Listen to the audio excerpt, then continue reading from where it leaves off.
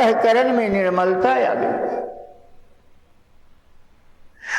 और शास्त्र कहता है कि मनुष्य योनि प्राप्त करने में आपको 1,00,000 वर्ष समय लगा। 1,00,000 वर्ष अवधि तय करने के बाद इस मनुष्य योनि को आपने प्राप्त किया। और इस मनुष्य योनि में भी अगर आकर के आप खटो खाओ और इसी में जीवन की अवधि समाप्त हो गई और चले गए, अरे तो लाभ कहाँ मानुष तन पायो।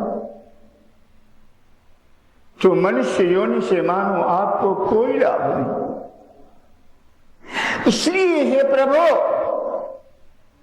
इन मन के अंतराल में जो अनंत जन्मों की वासनाएं हैं, ये सारी वासना जिस समय क्षण मात्र के लिए भी प्रभु का दर्शन सूरत के माध्यम से हृदय में होने लगता है, ये वासना समाप्त हो जाती है। राम को विश्वामित्र जी ने पहला आदेश दिया, तारका को मारो। राम ने क्या किया, कैसे मारा उसको, जरा विचार की सुनिए। अगर राम चाहते तो संकल्प मात्र से भी रावण को मार सकते थे, लेकिन राम ने ऐसा नहीं किया। राम चल करके इस साधना क्रम को आपके लिए बार बार दोहराया और चल करके जा करके लंका को जलाया, समुद्र में पुल बांधा और तब जाकर के इस मोह रूपी रावण को मार करके उसके समस्त परिवार को विनष्ट करके और फिर उस शांति रूपी सीता को प्राप्त करके राम राज्य की स्थापना किया। कारण क्या था कि राम ने आपके लिए एक चलने का मार्ग प्रशस्त किया कि आप लोगों में से जो लोग उस प्रभु की इच्छा करते हैं, अपने हृदय के उसे परिशुद्ध परमात्मा को जागृत करना चाहते हैं, अगर उससे मिलन करना चाहते हैं, तो तुमको भी इस मार्ग से आकर के इस विषय रूपी लंका को जला करके, मोह रूपी रावण को मार करके, और ये अशोक वृक्ष के नीचे जो सीता रो रही है, हमारी आत्मा दुखी है, ये चाहती है कि हम परमात्मा से मिल जाएं, लेकिन हमारे कुटिल कर्मों की वजह से बार बार यह अनंत योनियों की चक्कर लगाते थक गई है। इस आत्मा को परमात्मा पर्यंत तक की दूरी अगर तय कराना चाहते हैं तो आपके लिए इस मार्ग से चलना पड़ेगा। इसलिए पार्वती ने कहा कि हे प्रभु, ये मनुष्य की दरिद्रता कैसी है, समझ में नहीं आती है। जासु भवन सुरतरु तर होई, सही की दरिद्र जनित दुख सोई। ये आत्मा रूपी कल्प वृक्ष के नीचे ये मनुष्य का निवास है, और फिर भी इसकी दरिद्रता तो देखिए कि ये जाकर के पाथर पर सिर पटकता है, गंगा की पानी में स्नान करके अपने को पवित्र होना चाहता है। अभी अगर आप लोग कोई आगरा में रहता होगा या आगरा की यात्रा किया होगा, तो यमुना की पानी में अगर आप शौच करके अपना चूतर धो ले तो तुमको बीमारी हो जाएगा, इतनी गंदी पानी। आप कुंभ में गए होंगे तो प्रतिदिन ये अनाउंसमेंट किया जाता है कि गंगा की पानी मत पीना, नहीं बीमार हो जाओगे, मर जाओगे, इतना प्रदूषण है।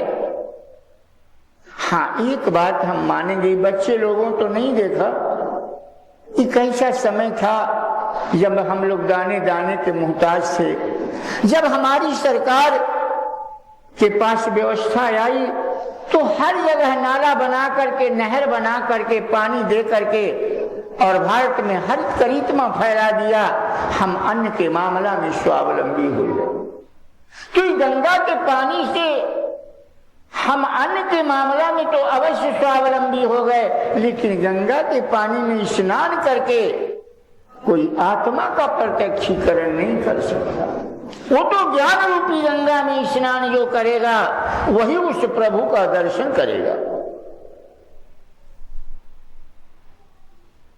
अतः राम क्या करते हैं, एक ही बाण प्राण हरि लीन्हा, दीन जानिते ही निज पद दीन्हा।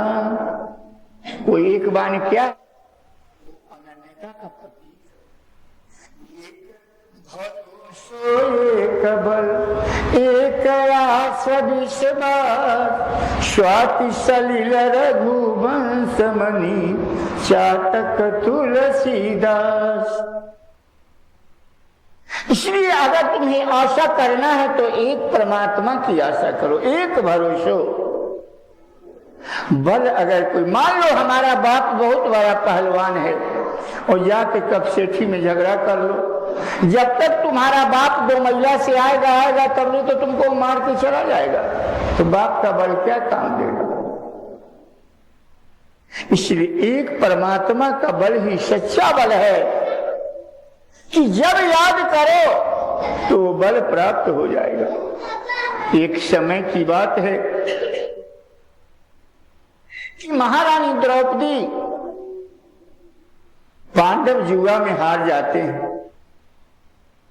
दुशासन खींच करके और सभा मिलाती है और उसको नग्न करना चाहता है। वो अपनी दामन फैला करके और पांडवों के पास जाती है, कहती है युधिष्ठिर तुमसे बड़ा वीर इस वास्तव में संसार में नहीं है, क्योंकि युद्ध में स्थिर रहना एक तुमको छोड़ करके और विश्व में कोई ऐसा वीर नहीं है जो युद्ध में आज तक स्थिर रहा। सज्जनों, वास्तव में जिसे आप युद्ध समझते हैं वो युद्ध नहीं है। किसी को मार देना युद्ध नहीं है, किसी पर गोली चला देना, किसी को कुछ गाली दे देना, ये युद्ध नहीं है। वास्तव में युद्ध की आवश्यकता कहाँ है? अध्यात्म में।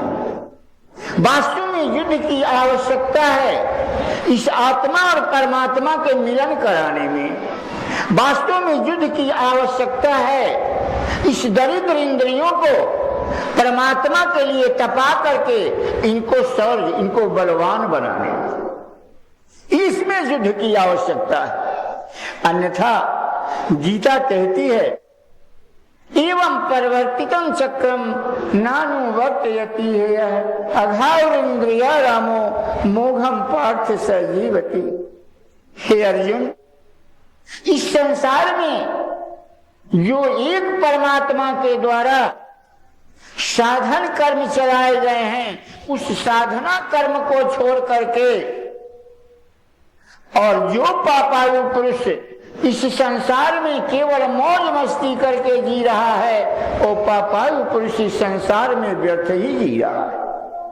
वही पृथ्वी का एक प्रकार से भार है, उसका जीना और मरना दोनों बराबर ही है।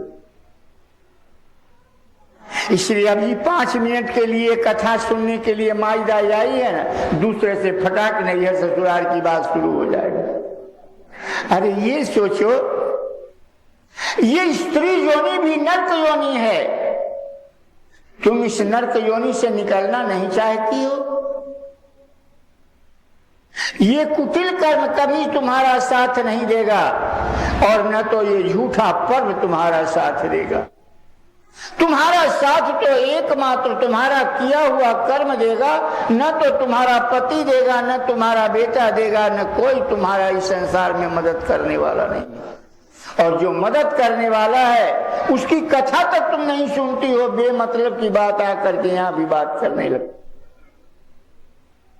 इसलिए गोस्वामी जी कहते हैं कि राम ने क्या किया, आपके लिए मार्ग बतलाया कि अरे आशा करना है, यही बाण है। कोई ऐसा बाण नहीं था कि तीर मार दिया।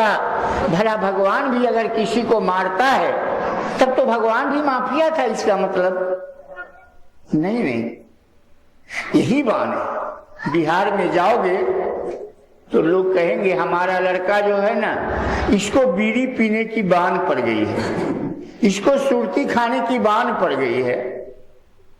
तो अगर तुम राम नाम का बान पकड़ लो, अगर तुम्हें राम नाम की बान हो जाए तो तुम्हारे सारे विकार समाप्त हो जाएंगे, सारे दुर्गुण समाप्त हो जाएंगे। इसलिए एक भरोसो एक बल, एक आस विश्वास, स्वति सलिल रघुवंश मणि, चातक तुलसीदास। जिस प्रकार से चातक पक्षी स्वाति के जल को छोड़ करके, चाहे वो गंगा जमुना की पानी क्यों न हो, वो स्वीकार नहीं करता है, इसी प्रकार से अगर आप हमारे गुरु महाराज अर्थात मेरे दादा गुरु कहा करें कि हो ये मन बड़ा पापी है, ये मन ही कुटिल, मन ही कौआ है, जहां इसको भजन से छुट्टी दोगे तहां ये तत्काल जा करके और गंदगी पर बैठेगा।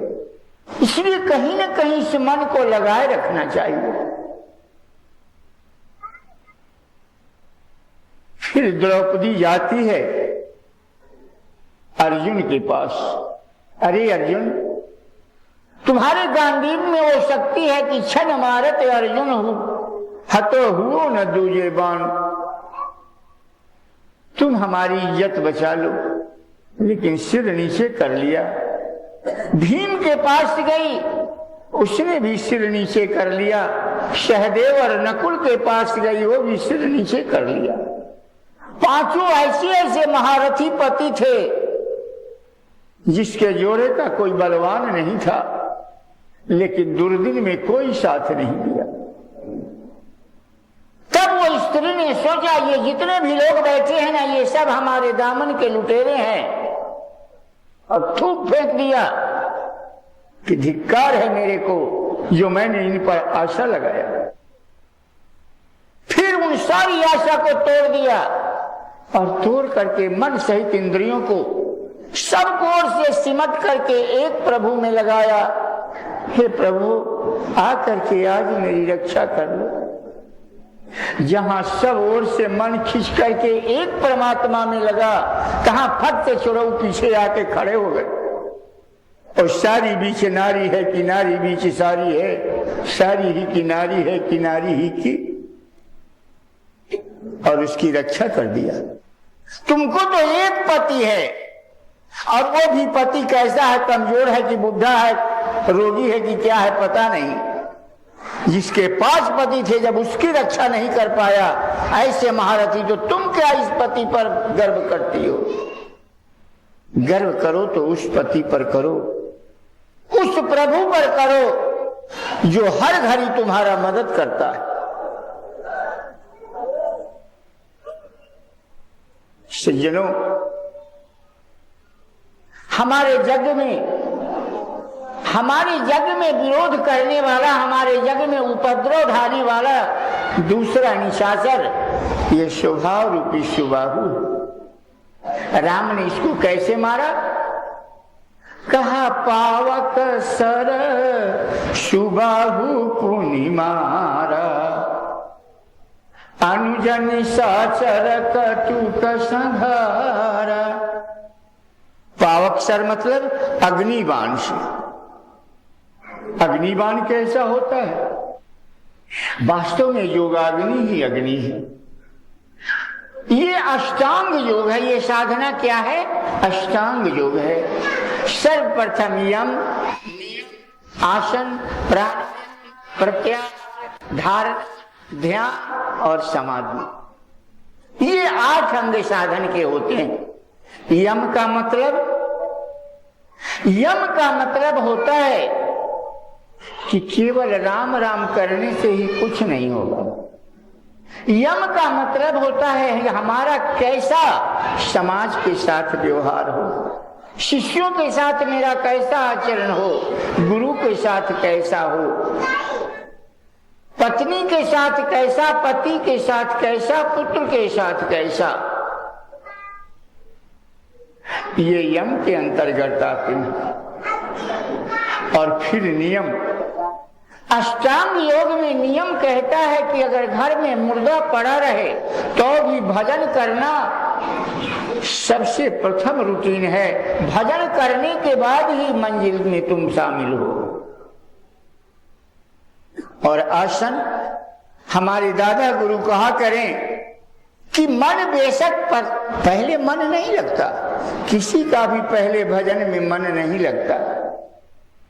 इसलिए मन लगे या न लगे, अगर तुमने नियम बनाया है कि हम आधा घंटा बैठेंगे तो आधा घंटा अवश्य बैठो।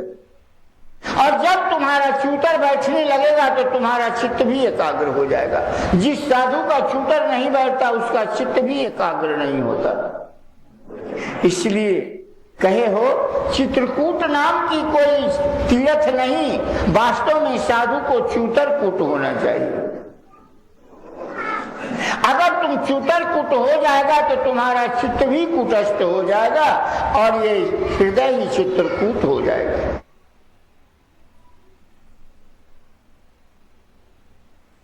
इसलिए यम, नियम, आसन, प्रत्याहार। अब मान लो आश्रम का नियम है, हम लोग जगतानंद में थे तो महाराज जी कहे रात में मत खाना। रात में भोजन साधक हम लोग नहीं करते थे। रात में खाओगे तो रात में बैठ के भजन नहीं कर पाओगे। इसलिए आहार व्यवहार पर ध्यान दो। ऐसी बात नहीं कि प्याज खाना पाप है, लहसुन खाना पाप है। साधक के लिए वो गर्म पदार्थ है। अगर वो खाओगे तो ब्रह्मचर्य व्रत का पालन नहीं हो सकेगा, और ब्रह्मचर्य पालन करना ही तो वास्तव में साधना है। इसलिए लहसुन प्याज वर्जित है। लेकिन अगर तुम हिमालय में रहते हो तो कोई बात नहीं, नहीं खाओगे तो मर जाओगे, इतनी ठंडी है। और धारणा, पहले तू धारणा करो। जैसे मान लो कि स्कूल में डिप्टी आया और बच्चे लोग ऐसे बैठे हुए थे, पूछा अच्छा ये बताओ बेटा तू पढ़ के क्या करेगा, तुम्हारे जीवन का क्या एम्बिशन है, क्या लक्ष्य है। वो लड़का चुपचाप खड़ा हो गया। तो समझ लो कि कुछ करने वाला नहीं है, स्कूल भले आता है लेकिन अंत में जाके बंबई में टेम्पो ही चलाएगा। अगर उसने उठ करके खड़े होकर के कह दिया sir I may be engineer, I may be doctor, I may be collector, तो मान लो वो डॉक्टर नहीं हुआ, कलेक्टर नहीं हुआ तो कम से कम दरोगा जरूर होगा। तो सबसे पहला तो तुमको अपने में धारणा करना पड़ेगा कि हम ईश्वर को प्राप्त करेंगे। हमारे हृदय में ऐसी रिजिडिटी होनी चाहिए कि हम प्रभु को प्राप्त करेंगे। जब ऐसा धारणा करोगे तब ध्यान, तो जैसे जपस तदर्थ भावनम, गुरु ने तुमको बताया बेटा ओम शब्द का जाप करो, तो ओम शब्द और कुछ नहीं, ये ओम शब्द तुम्हारे गुरु का नाम है। इतना प्रेम से इस नाम का यजन करो कि उसका रूप तुम्हारे हृदय में आ जाए। ध्यान हो गया और उसमें तल्लीन हो जाना। सब वो परमात्मा है, उस परमात्मा के तुम आदि हो गया, बस ये समाधि हो गई। ये क्या हुआ, ये पावक सर सुबाहु पुनिमारा, और उसके समस्त परिवार उससे नष्ट हो जाते हैं। एक निशाचर आपके यज्ञ में विरोधी बनकर के तुम्हारे जीवन के सत्कर्म को मिटाया करता है, वो क्या है, यह मन के मैल रूपी मारीच है, जो अनंत जन्मों के विषयों का आकर्षण है, विषयों का पुंज तुम्हारे मन में बैठा हुआ है। ये क्या है, ये मारीच। भगवान ने इस मारीच को कैसे मारा, कहा बिनु फरमान राम ते ही मारा। नहीं, क्या मारा? भगवान ने ये मन रूपी मारीच को कैसे मारा, इस मन के मैल को कैसे समाप्त किया? तो गोस्वामी जी कहते हैं कि भाई यह मन का मैल कोई साधारण नहीं है। इसको राम ने जब बाण मारा तो 7 योजन का सागर पारा, दिनुफर बाण राम ते ही मारा। तुम लोग क्या करते हो? भजन तो करते हो, लेकिन बिना फर का बाण से नहीं करते हो, फर वाला बाण से करते हो। हम भजन करके भगवान से कुछ मांग लेते हैं, हम मंदिर में जाते हैं भगवान से कुछ मांग लेते हैं। नहीं, भगवान कहते हैं कि कुछ करके कुछ मांगना नहीं। अरे जब तक करके स्वर्ग कमाना ये तो काम मजूरों का, इसलिए करना सब कुछ, लेना कुछ नहीं, ये तो काम